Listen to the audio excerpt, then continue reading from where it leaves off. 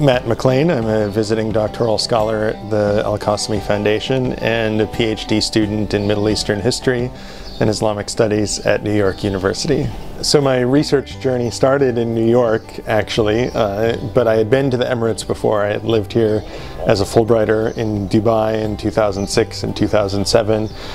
And when I was a Fulbrighter, I was interested in how people, especially college students, talked about the importance of national identity. And it seemed at first like a contradiction that the country was changing so fast and people were so afraid of losing their traditions and losing their culture, but at the same time they had a very strong national identity. And so I wanted to explain this apparent paradox.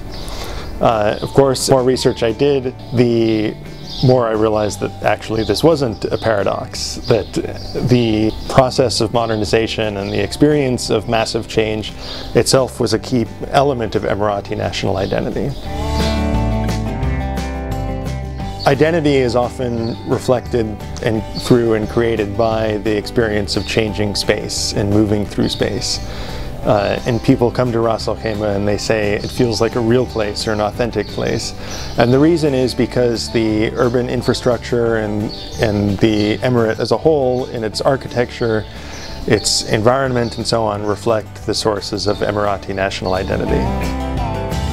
And Ras Al Khaimah is also ideal for my research because it has 4 different natural environments, unlike any other emirate. The mountains, the desert, the coastal plain, and then the oasis farm belt, which runs along the foothills of the mountains.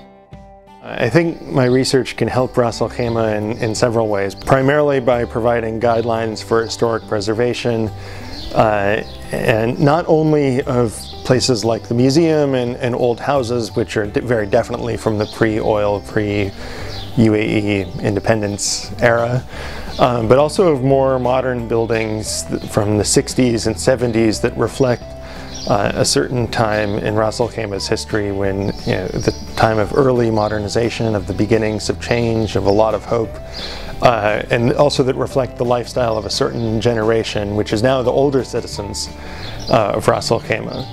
And these buildings also need to be preserved, both for people here in Ras Al Khaimah and also for foreigners who want to visit and learn about Ras Al Khaimah's history.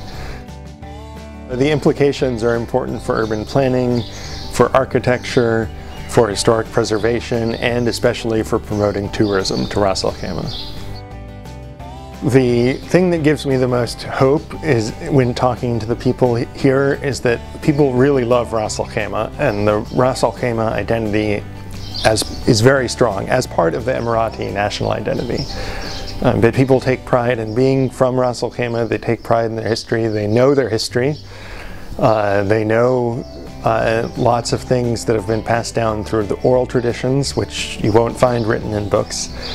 And this, of course, gives me a lot of hope. The fear, of course, is that it won't get passed on to the next generation and to the generation after that.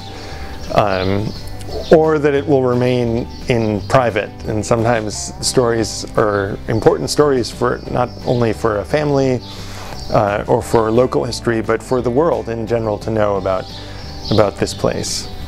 And so I hope that in the future there will be more efforts to preserve Ras Al Khaimah's history and oral traditions as well as physical history.